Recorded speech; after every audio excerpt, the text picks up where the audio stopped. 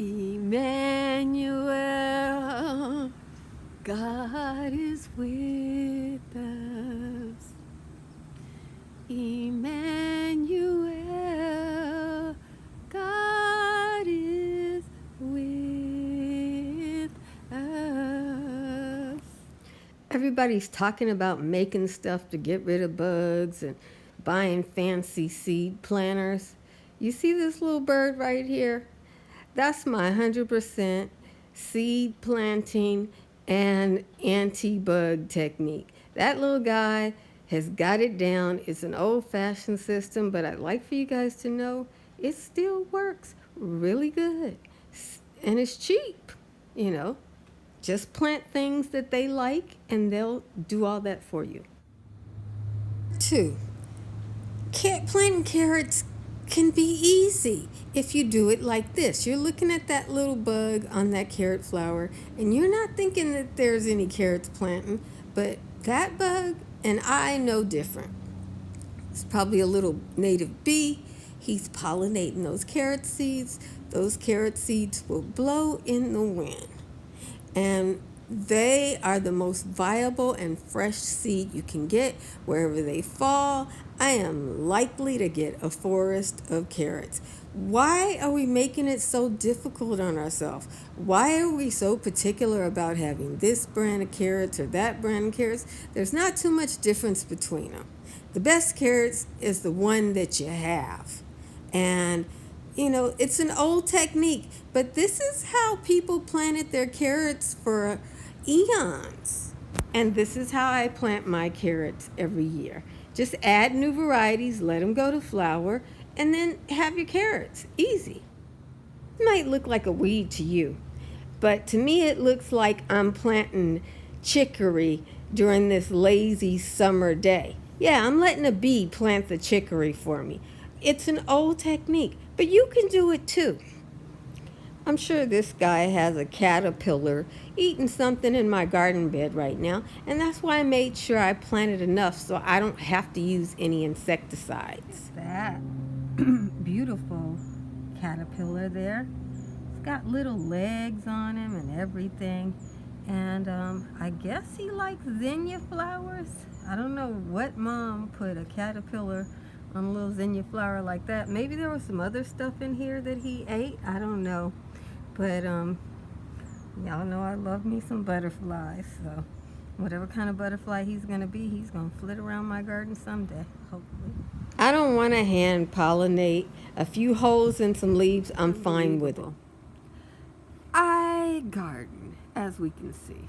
I have a field of parsnips. I'm going to go down here and pull up a parsnip from my garden.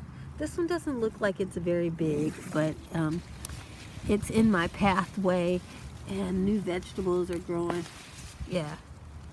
Okay, so it wasn't very big, but it's gonna be, I think I'll need another one with this, and I'll get another one too. Pulled some of my parsnips. I grow my parsnips in rocks, so in case anybody else is interested in growing parsnips in rocks, I thought I'd share a few things with you.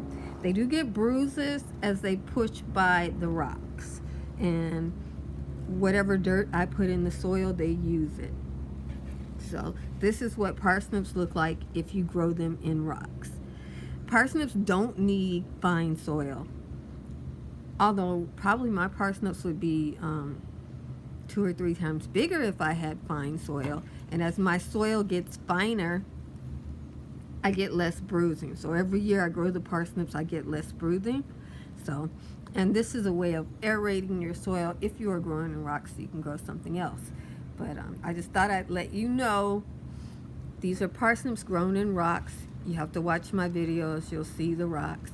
But the parsnips push past it, and instead of splitting and all like that, because it's rocks, they have to stick together or else, you know, they won't go around it. And they send out these hairy roots which can just form all into the rocks, making them hard to pick out, because I pulled these out, so there's a lot of hairy roots that were all around the rocks and growing and bringing nutrients to them from there. Here's the biggest parsnip I've harvested so far. I don't normally pull these out. I let these big ones go to seed so I can train my garden, you know, when to grow, because I let the garden go to seed. I wish I could have let this one go to seed because it's disease resistant. It's perfect.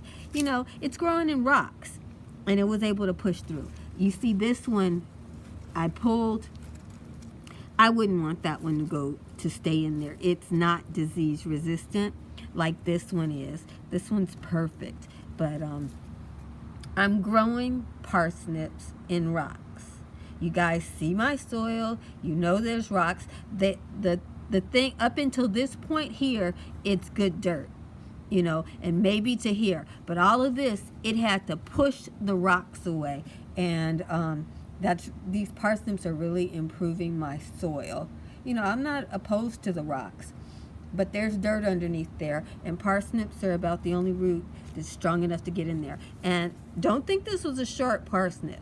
As you can see, I don't dig, I just pull, so it just breaks at the bottom. There's parsnip down there at the bottom, you know.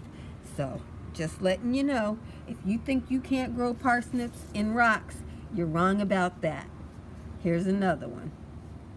These are supposed to be sharp parsnips. These are supposed to be Harris model, I think. Oh, Harris model, I think. Because, see, they have this neck to them. They all have this neck to them. But this one is different. I don't know. I don't know what I have, you guys. I know I got parsnips. So I peeled my parsnips. Just rough peeled them. Because, you know, my parsnips grow in rocks. So they get bruises and stuff from that. And if any of the little ones that I picked, I didn't feel I needed to peel as much, so that one's not peeled. But if they pushed through the rocks and got big, I did a little peeling, and I'm going to now chop them up so that I can make a couple of dishes. Okay, so we'll just chop them up. Oh my goodness, the fragrance of my homegrown parsnips is just... It smells like perfume. I didn't know parsnips smell like perfume. They don't smell that way to me in the winter time, but this is the summertime. I waited to harvest them. And a tip, if you harvest your parsnips in the summertime, they are not as sweet, but they are easier for most people to harvest. And the thing about it is, you just put them in the refrigerator for a week or two, and they sweeten up. The refrigerator gives them that chill factor that you want. I wouldn't recommend putting them in the freezer, you know, unless you understand how parsnips react to freezing. I don't have any freezing temperatures. My parsnips have never been able to freeze, so I'm not going to try it because I'm growing these parsnips in rocks, and I got maybe 100 or 2 parsnips. Adding our parsnips and our potatoes,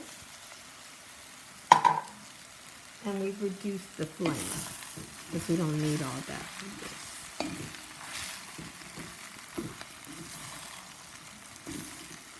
Just an easy way to get your flavor in there.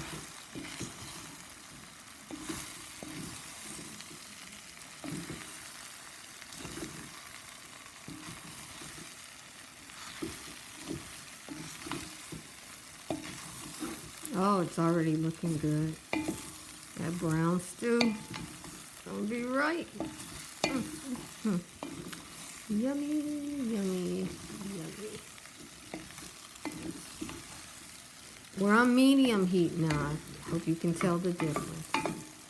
As the stew's been cooking for a while, I'm adding in the zucchini, some sweet potato, and some celery stalk, and other greens that I had in the garden, you know, whatever you like to use. This is a summer stew. In a winter stew, you would leave out the green vegetables and the summer vegetables, of course. But in a summer stew, you can have your stew taste a little bit different.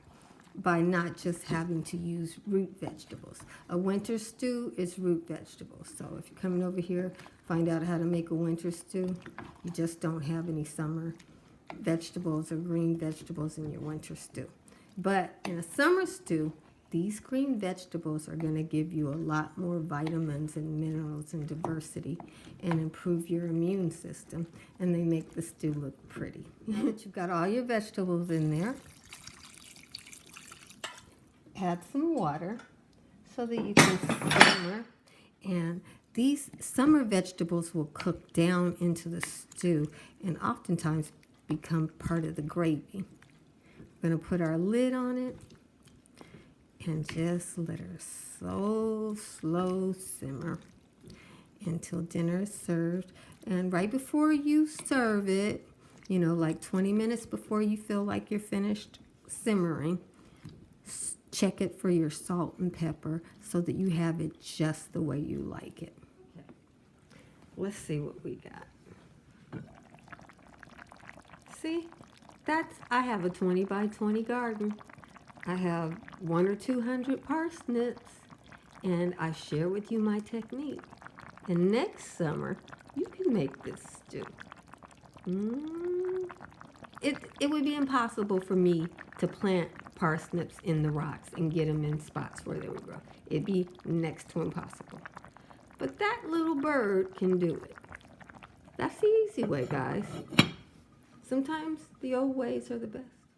So I've done all that to share with you. This is the easiest way to grow parsnips. Let them go to flower. Don't use insecticides, pesticides. Make sure you have plenty of worms and caterpillars and butterflies and bees and everything. And let those who were designed to grow these vegetables grow them.